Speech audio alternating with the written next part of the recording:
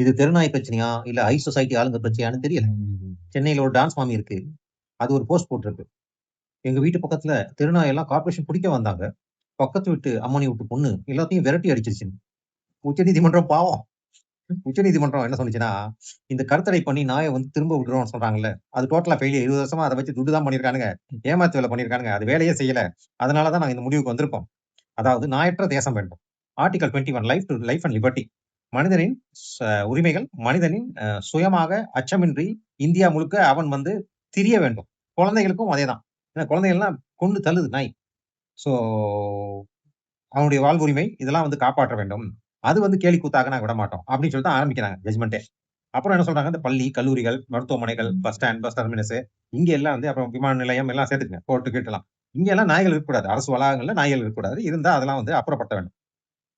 So அப்ப தெருக்குல நாய் இருக்கலாமா? காலனிக்குள்ள இருக்கலாம். எங்கேயும் இருக்கக்கூடாதுங்க. நாய் வந்து ஆக்ரோஷமா இருக்கு, இல்ல அதிகமா இருக்குன்னா, அத அப்புறப்படுத்தியே ஆகணும். அதுதான் மேண்டேட். இது புரியாம பல மாமிகள் இஷ்டத்துக்கு மாமா சொன்னார், அவ சொன்னா, இவ சொன்னான்னு கிளம்பியிருக்காங்க. நம்பாதீங்க.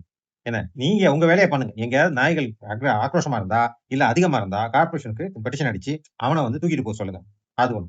2வது இந்த நாய்க்கு வந்து கருத்தடை பண்ணிட்டாங்க. அதனால அத அகற்றக்கூடாது. அதெல்லாம் அந்த பழைய ஏபிசி. அது குப்பையில போட்டாங்க. அத மாடிஃபை பண்ணிட்டாங்க.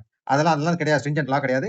அப்புறப்படுத்துங்கள். அப்புறப்படுத்தினா என்ன பண்ணணும்? கொண்டு போய் காப்பகத்துல வைக்கணும். காப்பகம் இல்லையே, காப்பகம் இன்னும் கட்டலையே. அது உன் பிரச்சனை. 6 மாசம் டைம் குடுத்துட்டாங்க. நீ காப்பகம் கட்டலன்னா, கருணை கொலை பண்ணிக்கோ. அப்படின்னு அத வேற சொல்லிட்டாங்க. இப்ப இதுல கருணை கொலை வந்து ரேபீஸ் நாயும், அப்புறம் என்னது ரொம்ப கஷ்டப்பட்டு உடல்நிலை பாதிக்கப்பட்ட நாய் மட்டும் தான் பண்ணணும். அதெல்லாம் கிடையாதுங்க. இது வந்து வெட்டரினரி டாக்டருடைய பர்வியூ. அதாவது நீ தெருவுல நாய போட்டு, அதுக்கு சோறு தண்ணி இல்லாம கஷ்டப்பட்டு, இல்ல அது வெறி புடிச்சு மனுஷன்லாம் கடிக்கிறதுக்கு, அது போய் சேர்றதே மேல்ன்னு சொல்லிட்டு 1920ல ஒருத்தர் சொல்லியிருக்காரு. யாரு? மகாத்மா காந்தி. ஒரு நாய நம்ம ஒழுங்கா பாத்துக்க முடியல. அதுக்கு ஒழுங்கா சாப்பாடு போட முடியல. அது ஒழுங்கா வைக்க முடியலன்னா, அத கருணை கொலை செய்வதே மேல்ன்னு 1920ல யங் இண்டியால அந்த மனுஷன் ஒரு விஷனரின்னு காமிச்சுட்டு போயிட்டாரு எழுதி.